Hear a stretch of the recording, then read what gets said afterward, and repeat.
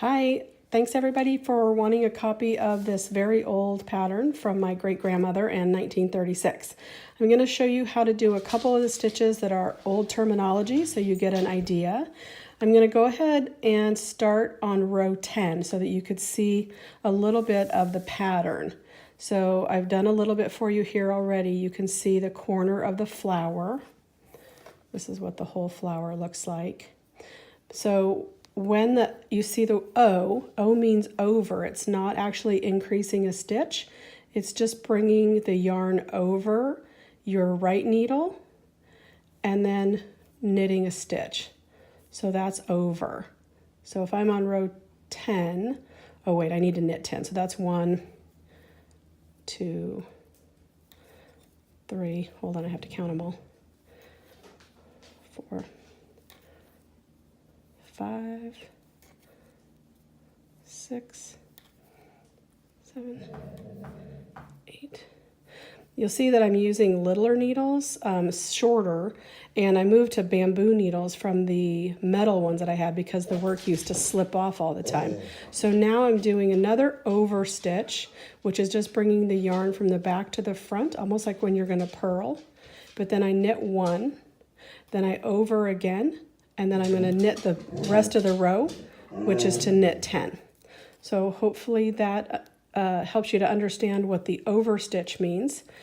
Now I'm going to set this aside, and I want to show you the other stitch, which would start at row 17. So here I've already done rows 1 through 16, and you can see the inside of the flower. And in this row, you see where it says S and B and N. So I'm going to do an over stitch again. The whole first quarter of or first half of the square is that over, and that's what makes this little loopy stuff on the edge. So I'm going to over knit 9. So that was 1, 2, 3, 4. Knitting is really not my strong suit. 5, 6, 7, 8, 9. Actually, no, this one's 9. So now I've done my over stitch, which I can count there over, and then 1, 2, 3, 4, 5, 6, 7, 8, 9. Okay, and then S and B. So slip and bind. That means you slip one over, and then you slip the other one over, but you pull the first slip over the top of the second one. Does that make sense? I hope so. You move 2 over, put the bottom one up over the top. And then I'm going to knit 12. 1, 2, 3,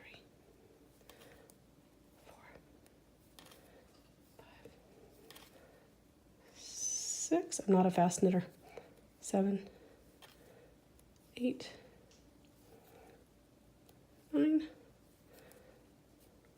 10, 11, 12. Okay, now you'll see in the pattern it says to N, which is narrow.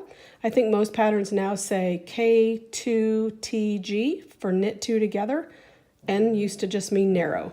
So it's where you put your needle under 2 stitches and you knit 2 of them together, which is also in this pattern just called narrow. So now you've shortened it up. What you're basically doing in this flower, your first set of over stitches was this, and now you're going to bring in the sides of your petal. So here you're doing the slip and bind on this side, and this is your narrow, and then it closes up the pattern. And then when you've got 4 of them together, or 4 done, you'll see that all those over stitches make a really pretty little lace pattern.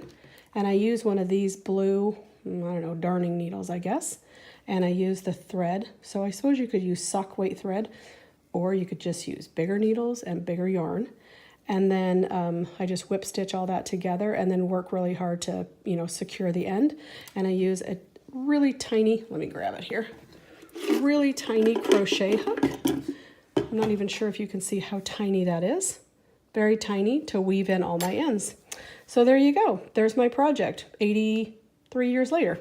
Thanks for watching.